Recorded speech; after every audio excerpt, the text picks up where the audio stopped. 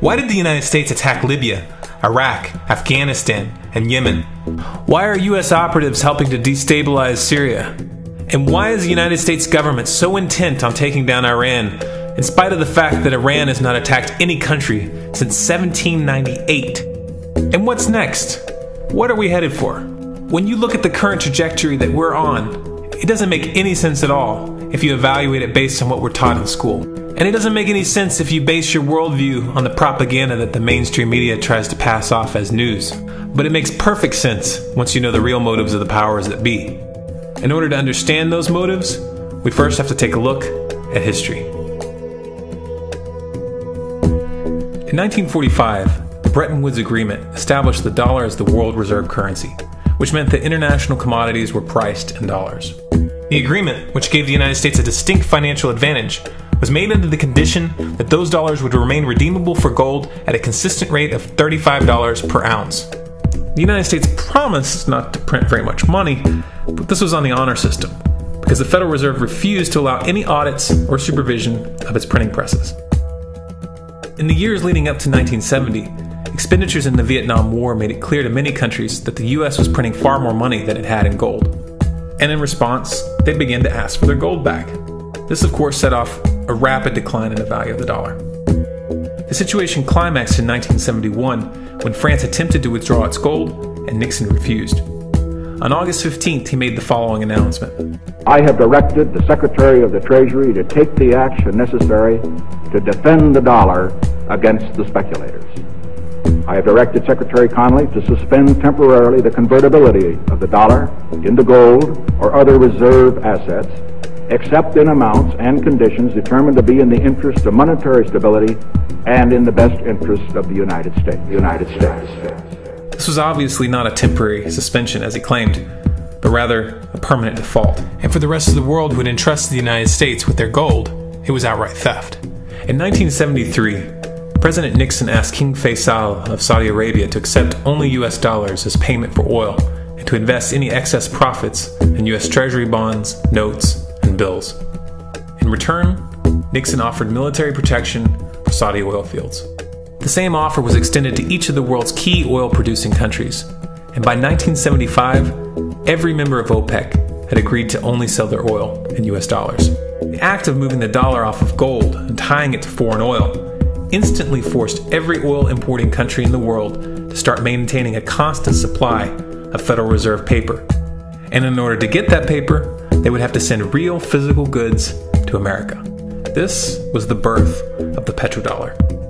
Paper went out, everything America needed came in, and the United States got very, very rich as a result. It was the largest financial con in recorded history.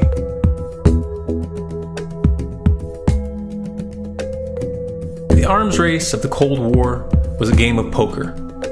Military expenditures were the chips, and the U.S. had an endless supply of chips. With the petrodollar under its belt, it was able to raise the stakes higher and higher, outspending every other country on the planet, until eventually U.S. military expenditures surpassed that of all other nations in the world combined. The Soviet Union never had a chance. The collapse of the communist bloc in 1991 removed the last counterbalance to American military might. The United States was now an undisputed superpower with no rival. Many hoped that this would mark the beginning of a new era of peace and stability. Unfortunately, there were those in high places who had other ideas. Within that same year, the U.S. invaded Iraq in the First Gulf War. And after crushing the Iraqi military and destroying their infrastructure, including water purification plants and hospitals, crippling sanctions were imposed which prevented that infrastructure from being rebuilt. These sanctions, which were initiated by Bush Sr.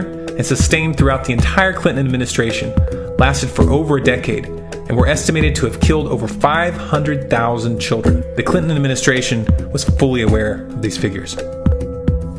We have heard that 500,000 children have died. I mean, that's more children than died in Hiroshima. And you know, is the price worth it? I think this is a very hard choice, but we think the price is worth it. Miss Albright, what exactly was it that was worth killing 500,000 kids for? In November of 2000, Iraq began selling its oil exclusively in euros.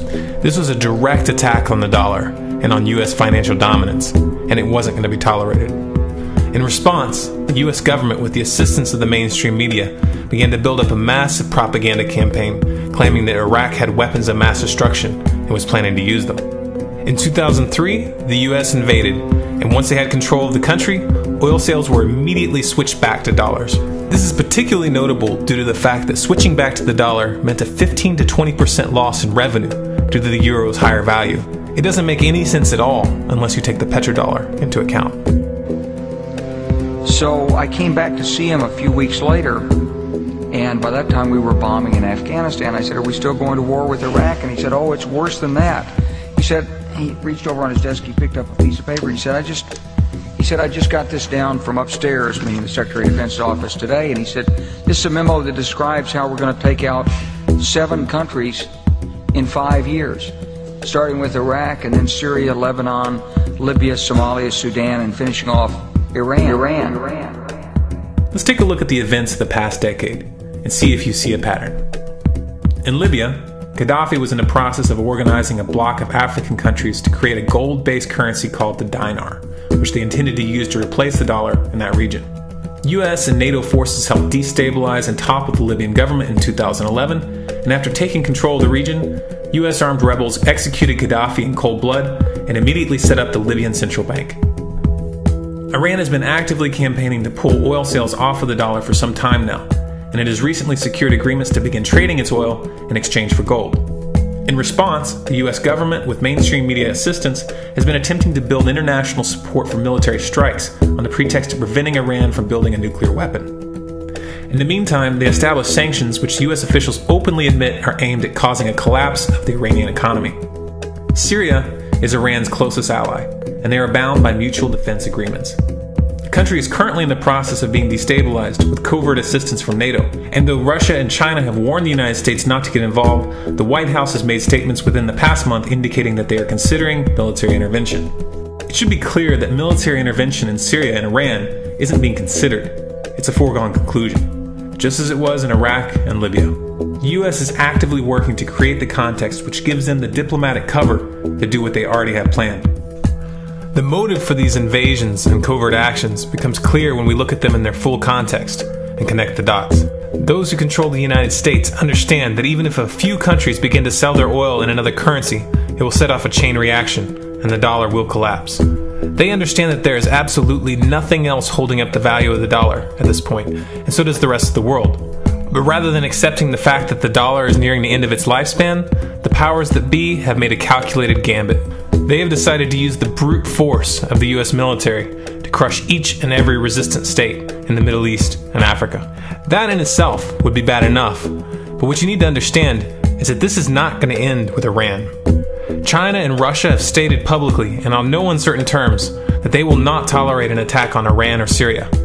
Iran is one of their key allies, one of the last independent oil producers in the region, and they understand that if Iran falls, then they will have no way to escape the dollar without going to war. And yet the United States is pushing forward in spite of the warnings. What we are witnessing here is a trajectory that leads straight to the unthinkable. It's a trajectory that was mapped out years ago in full awareness of the human consequences. But who was it that put us on this course? What kind of psychopath is willing to intentionally set off a global conflict that will lead to millions of deaths just to protect the value of a paper currency? It obviously isn't the president. The decision to invade Libya, Syria, and Iran was made long before Obama had risen to the national spotlight. And yet, he's carrying out his duty just like the puppets that preceded him. So who is it that pulls the strings? Often the best answer to questions like this are found by asking another question. Qui bono? Who benefits? Obviously, those who have the power to print the dollar out of thin air have the most to lose if the dollar were to fall. And since 1913, that power has been held by the Federal Reserve. The Federal Reserve is a private entity owned by a conglomerate of the most powerful banks in the world. And the men who control those banks are the ones who pull the strings. To them, this is just a game. Your life and the lives of those you love are just pawns on their chessboard. And like a spoiled 4-year-old who tips the board onto the floor when they start to lose, the powers that be are willing to start World War III to keep control of the global financial system. Remember that when these wars extend and accelerate. Remember that when your son or your neighbor's son comes back home in a flag-draped coffin. Remember that when they point the finger at the new boogeyman. Because the madmen who are running this show will take this as far as you allow them to. So how much time do we have left? It's a question I hear constantly, but it's the wrong question. Asking how much time we have left is a passive posture. It's the attitude of a prisoner who's waiting to be taken out to a ditch and shot in the back of the head. What are our chances? Can we change course? Also the wrong question. The odds don't matter anymore. If you understand what we're facing, then you have a moral responsibility to do everything in your power to alter the course that we're on, regardless of the odds. It's only when you stop basing your involvement on the chances of success that success actually becomes possible. To strip the ill-begotten power from the financial elites and to bring these criminal cartels to justice will require nothing less than a revolution. The government is not going to save us. The government is completely infiltrated and corrupt to the core. Looking to them for a solution at this point is utterly naive. There are 3 stages of revolution, and they are sequential. Stage 1 is already underway. Stage 1 is the ideological resistance. In this stage, we have to actively work to wake up as many people as possible about what is happening and the direction we're headed. All revolutions originate from a shift in the mindset of the population, and no other meaningful resistance is possible without it. Success in this stage of the game can be measured by the contagion of ideas. When an idea reaches critical mass, it begins to spread on its own and seeps into all levels of society. In order to achieve that contagion, we need more people in this fight. We need more people speaking out, making videos, writing articles, getting this information onto the national and international stage. And we especially need to reach the police and the military. Stage 2 is civil disobedience, also known as nonviolent resistance. In this stage, you put your money where your mouth is, or more accurately, you withhold your money and your obedience from the government, and you do everything in your power to bring the gears of the state to a halt. Practiced in mass, this method alone is often enough to bring a regime to its knees. However, if you fail at this stage, Stage 3 is inevitable. Stage 3 is direct physical resistance. Direct physical resistance is the last resort, and it should be avoided and delayed as long as possible. And it should only be invoked after all other options have been thoroughly exhausted. There are those who talk tough and claim that they will resist when the time comes. But what those people fail to realize is that if you are inactive during the first 2 stages and save your efforts for the last resistance, then you will fail.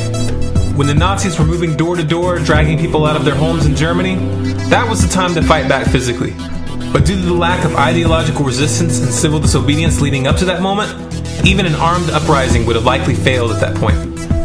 An armed uprising can only succeed if the people have established an attitude of active resistance. And active resistance is only possible after their minds have broken free from the mainstream propaganda. If you want to fight back, it's now or never. You're not going to get another chance, and the stakes are far higher than they were in Nazi Germany.